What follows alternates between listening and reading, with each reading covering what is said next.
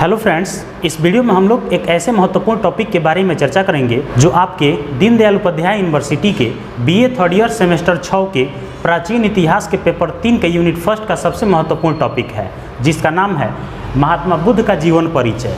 तो आज हम लोग इस वीडियो में विस्तार पूर्वक महात्मा बुद्ध से रिलेटेड जितने भी महत्वपूर्ण ऑब्जेक्टिव क्वेश्चंस बन सकते हैं उन सबको एक एक करके विस्तार पूर्वक शॉर्टकट तरीके से समझने का प्रयास करेंगे।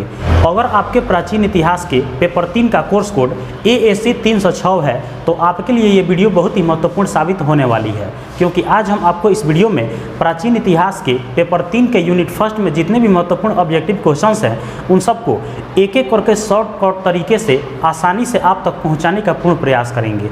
उम्मीद है कि आपको इस वीडियो के माध्यम से कुछ दिनों पश्चात होने वाले सेमेस्टर 6 के एग्जाम की तैयारी करने में काफ़ी सहूलियत मिलेगी। ये जो आपका टॉपिक है महात्मा बुद्ध का जीवन परिचय, इससे आपके सिर्फ सेमेस्टर 6 के एग्जाम में ही नहीं, अनेकों तरह के जितने भी कॉम्पिटिटिव एग्जाम हैं उन सब में अगर आपको जीके पढ़ना होगा तो उसमें भी इनसे प्रश्न पूछे जाते हैं। और ये एक ऐसा टॉपिक है जो हर तरह के कॉम्पिटिटिव एग्जाम में इससे क्वेश्चंस पूछे जाते हैं। तो आज हम लोग इस वीडियो में विस्तार पूर्वक समझेंगे कि महात्मा बुद्ध कौन थे, महात्मा बुद्ध क्या उपदेश दिए थे, उनका जीवन परिचय क्या है, उनका जन्म स्थान कहाँ है, उनके माता का नाम, उनके पिता का नाम, उनके बचपन का नाम, इन सभी पॉइंट्स को हम लोग एक एक करके आसान भाषा में चार्ट के माध्यम से विस्तार पूर्वक समझने का प्रयास करेंगे। चार्ट के माध्यम से समझने का फ़ायदा ये होता है कि इससे समय की बचत होती है, जगह की बचत होती है और एक एक करके सभी जानकारियाँ आसानी से आपके दिलो दिमाग तक पहुँच जाते हैं। इसलिए आप देखे होंगे कि हमारा अधिकांश जो वीडियो होते हैं वे सब चार्ट पर ही आधारित होते हैं। अगर आप इसके पीछे वाला वीडियो अभी तक नहीं देखे हैं तो लिंक डिस्क्रिप्शन में है, जाकर तुरंत देखें, क्योंकि हमने उसमें प्राचीन इतिहास के पेपर फर्स्ट के अनेकों महत्वपूर्ण ऑब्जेक्टिव क्वेश्चन, प्राचीन इतिहास के पेपर 2 के अनेकों महत्वपूर्ण ऑब्जेक्टिव क्वेश्चंस को एक एक करके अलग अलग प्लेलिस्ट के माध्यम से आप तक पहुंचाने का पूर्ण प्रयास किया है। तो अगर आप अभी तक नहीं देखे हैं, लिंक डिस्क्रिप्शन में है, जाकर तुरंत देखें। इस वीडियो में हम लोग विस्तार पूर्वक चार्ट के माध्यम से समझेंगे कि महात्मा बुद्ध का जीवन परिचय क्या है।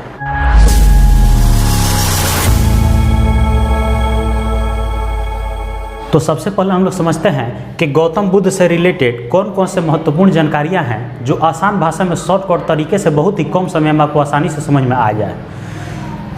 तो एक साइड हमने क्या लिखा है कि उसके जो मेन पॉइंट है उसको दर्शाया गया है और इसका जो भी आंसर होगा वह इस साइड दर्शाया जाएगा।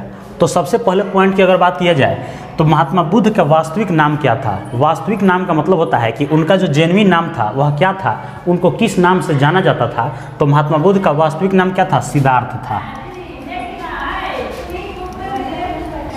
महात्मा बुद्ध का वास्तविक नाम क्या था? सिद्धार्थ था। दूसरा नंबर पॉइंट की अगर हम बात करें तो महात्मा बुद्ध का जन्म स्थान कहाँ था। ये जो भी पॉइंट्स हैं ये सब किससे रिलेटेड है? महात्मा बुद्ध से ही रिलेटेड हैं। तो हम शॉर्टकट तरीका में आपको बताने का प्रयास करेंगे, आप समझदार हैं, समझ जाएंगे। तो जन्म स्थान कहाँ था? जन्म स्थान था लुम्बिनी। और लुम्बिनी कहाँ पड़ता है? नेपाल में पड़ता है।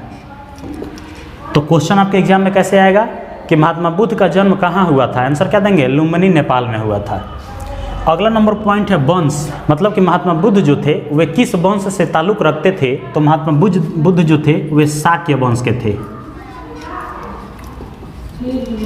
किस वंश के थे? शाक्य वंश के थे।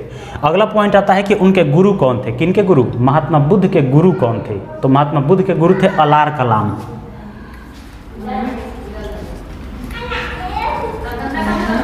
महात्मा बुद्ध के गुरु कौन थे? अलार कलाम थे। अगला पॉइंट है महात्मा बुद्ध को ज्ञान की प्राप्ति कहाँ हुई थी। ज्ञान की प्राप्ति मतलब कि महात्मा बुद्ध को कहाँ ज्ञान की प्राप्ति हुई थी। तो इसका आंसर क्या हो जाएगा? बोध गया में। ज्ञान की प्राप्ति कहाँ हुई थी? बोध गया में। किसको ज्ञान की प्राप्ति हुई थी? महात्मा बुद्ध को। अगला नंबर पॉइंट है माता का नाम, मतलब किनके माता का नाम? महात्मा बुद्ध के माता का नाम। तो माता का नाम क्या था? माया देवी। बुद्ध के माता का क्या नाम था? माया देवी था। कहीं कहीं माया देवी देता है, तो आंसर क्या लेंगे? माया देवी नाम था। अगला पॉइंट है पिता का नाम, मतलब कि महात्मा बुद्ध जो थे उनके पिता का क्या नाम था। तो महात्मा बुद्ध के पिता का क्या नाम था? सुदोधन नाम था। महात्मा बुद्ध के पिता क्या नाम था? सुदोधन नाम था। अगला पॉइंट है प्रथम उपदेश स्थान, मतलब कि महात्मा बुद्ध जो थे वे अपना प्रथम उपदेश कहाँ दिए थे, किस स्थान पर दिए थे। तो इसका आंसर क्या हो जाएगा? सारनाथ में दिए थे। प्रथम उपदेश कहाँ दिए थे? सारनाथ में दिए थे। अगला पॉइंट है प्रथम उपदेश का नाम, मतलब प्रथम उपदेश जो दिए थे उसको किस नाम से जाना जाता है। तो आपके एग्जाम में क्वेश्चन क्या आएगा कि महात्मा बुद्ध के द्वारा दिया गया प्रथम उपदेश को किस नाम से जाना जाता है। तो आप आंसर क्या देंगे? धर्म चक्र प्रवर्तन के नाम से जाना जाता है।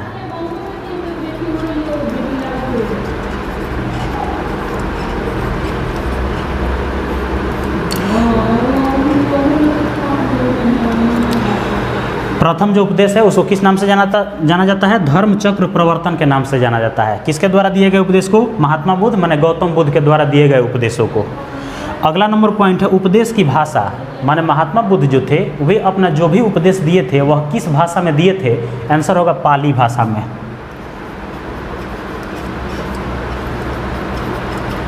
महात्मा बुद्ध अपना जो भी उपदेश दिए थे वो किस भाषा में दिए थे? पाली भाषा में दिए थे। अगला पॉइंट है त्रिपिटक का संबंध, मतलब कि जो त्रिपिटक है उसका संबंध किससे है? तो त्रिपिटक का संबंध है बौद्ध धर्म से।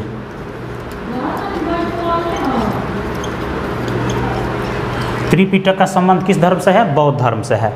अगला पॉइंट है भिक्षुओं के नियमों का उल्लेख किस में किया गया है? माने भिक्षुओं का जो नियम बनाए गए हैं, भिक्षुओं का जो नियम का उल्लेख किया गया है, वर्णन किया गया है, वह किस में किया गया है? तो इसका आंसर क्या होगा? विनय पिटक में किया गया है।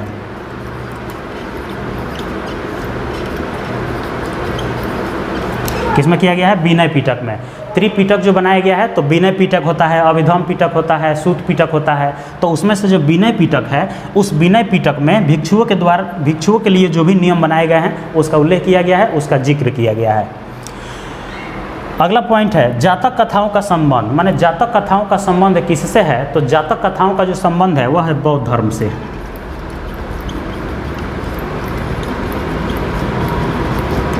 जातक कथाओं का संबंध किससे है? बौद्ध धर्म से है। अगला पॉइंट है हीनयान महायान का संबंध, माने हीनयान और महायान का संबंध किससे है? आपका आंसर क्या देंगे? बौद्ध धर्म से।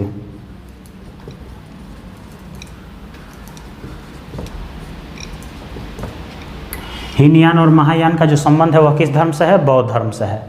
अगला पॉइंट है द्वितीय बौद्ध संगीति का आयोजन कहाँ हुआ था? द्वितीय बौद्ध संगीति का जो आयोजन था वह कहाँ हुआ था? आंसर क्या देंगे? वैशाली में हुआ था।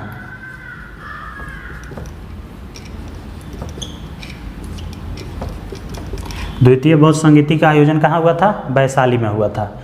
अगला पॉइंट है तृतीय बौद्ध संगीति का आयोजन कहाँ हुआ था? तृतीय जो बौद्ध संगीति था उसका आयोजन कहाँ हुआ था? इसका आंसर क्या देंगे? पाटलिपुत्र में हुआ था।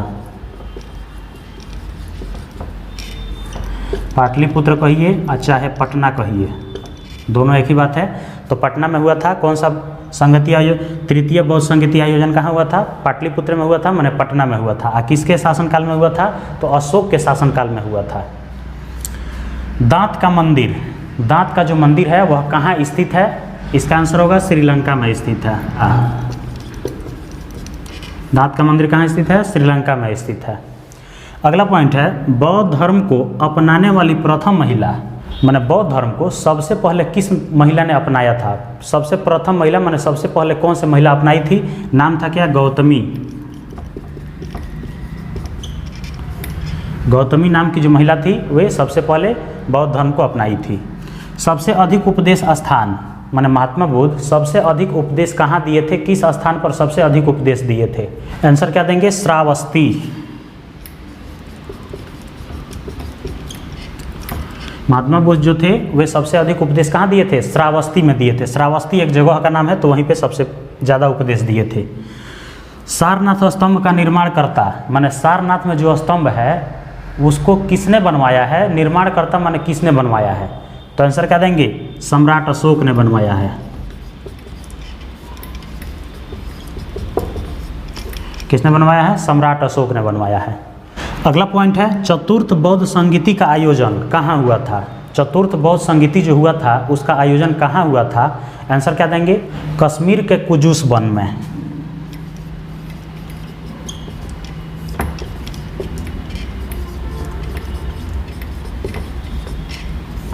क्या आंसर होगा? कश्मीर के कुजुस वन में दिए थे। कौन सा आयोजन? चतुर्थ बौद्ध संगीति का आयोजन। अगला पॉइंट है प्रथम बौद्ध संगीति का आयोजन कहाँ हुआ था? प्रथम बौद्ध संगीति का जो आयोजन है वह कहाँ हुआ था? आंसर क्या देंगे? राजगृह में। प्रथम बहुसंगीति का आयोजन कहाँ हुआ था? राजगीर में हुआ था। तो इसको एक सीरियल वाइज याद कर लीजिएगा। जैसे अगर प्रथम बहुसंगीति पूछेगा तो राजगीर हो जाएगा। अगर पूछ दिया कि द्वितीय बहुसंगीति कहाँ हुआ था तो वैशाली में हुआ था। अगर तृतीय पूछ दिया तो तृतीय बहुसंगीति का आयोजन पाटलिपुत्र में हुआ था। अगर चतुर्थ पूछते तो चतुर्थ नंबर यहाँ पे लिखे हैं, चतुर्थ बहुसंगीति का आयोजन कश्मीर के कुजुन वन में हुआ था। तो इस तरह से आप सीरियल वाइज याद रखेंगे। पॉइंट क्या था? प्रथम बहुसंगीति का आयोजन कहाँ था? राजगीर में हुआ था। अगला पॉइंट है, भारत का सबसे बड़ा स्तूप कहाँ स्थित है? भारत में जो सबसे बड़ा स्तूप है वह कहाँ स्थित है? आंसर क्या देंगे? केसरिया। केसरिया नाम सुने होंगे, देखे होंगे। भारत का ये सबसे बड़ा स्तूप है, केसरिया में स्थित है। सांची का स्तूप स्थल, माने सांची में जो स्तूप स्थल है, सांची में जो स्तूप बनाया गया है वह किस राज्य में स्थित है? आंसर देंगे मध्य प्रदेश में।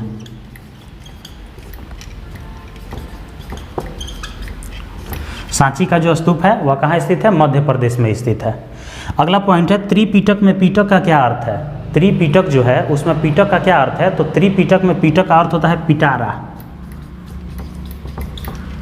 पिटारा माने पोटली, पोटली माने गठरी। किसी चीज़ का गठरी हम लोग बांध लेते हैं तो पिटारा का अर्थ क्या हो जाएगा? त्रिपिटक का अर्थ क्या हो जाएगा? पिटारा हो जाएगा। अगला नंबर पॉइंट है, बुद्ध का जन्म, माने महात्मा बुद्ध जो थे उनका जन्म कब हुआ था? तो इसका आंसर क्या देंगे? 623 ईसा पूर्व।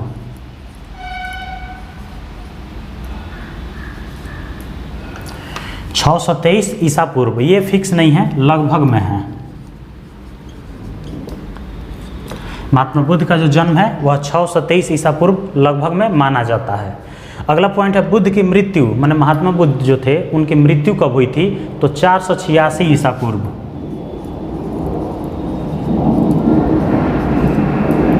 मृत्यु कब हुई थी? 486 ईसा पूर्व। ये भी फिक्स नहीं है, ये भी लगभग में ही है। तो 486 ईसा पूर्व मृत्यु हुई थी और 623 ईसा पूर्व जन्म हुई थी। किसकी जन्म हुई थी? महात्मा बुद्ध के जन्म हुई थी। अगला पॉइंट है, एशिया का प्रकाश नाम से संबोधन, माने कौन ऐसा व्यक्ति है जिसको एशिया का प्रकाश कहा जाता है, एशिया के प्रकाश के नाम से जाना जाता है, एशिया के प्रकाश के नाम से संबोधित किया जाता है? तो आंसर क्या देंगे? महात्मा बुद्ध।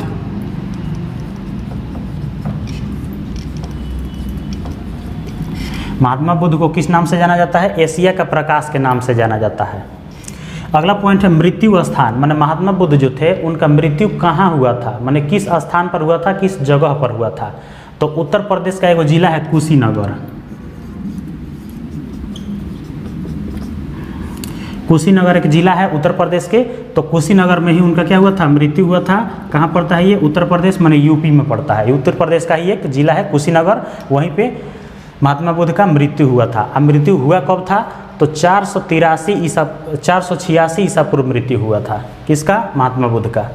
अगला नंबर पॉइंट है, अन्य नाम, माने महात्मा बुद्ध के और कौन कौन से नाम हैं और किन किन नामों से जाना जाता है? तो महात्मा बुद्ध को हम लोग और क्या कह सकते हैं? गौतम बुद्ध कह सकते हैं।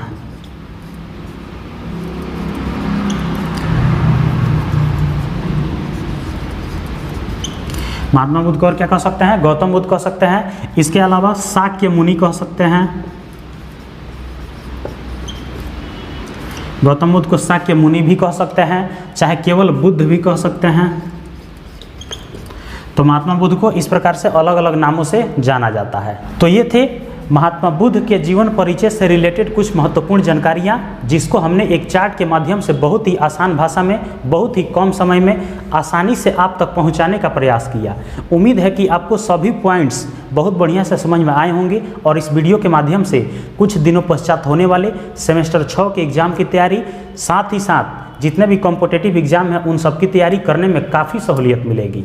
अगर आपके मन में कोई डाउट है, कोई प्रश्न है, कोई कन्फ्यूजन है तो कमेंट सेक्शन में पूछ सकते हैं। अगर आपको इस प्रकार से पढ़ाने का तरीका पसंद आ रहा होगा तो कमेंट में अपना राय जरूर दें। लौटेंगे बहुत ही जल्द किसी नए टॉपिक के साथ, तब तक के लिए जय हिंद।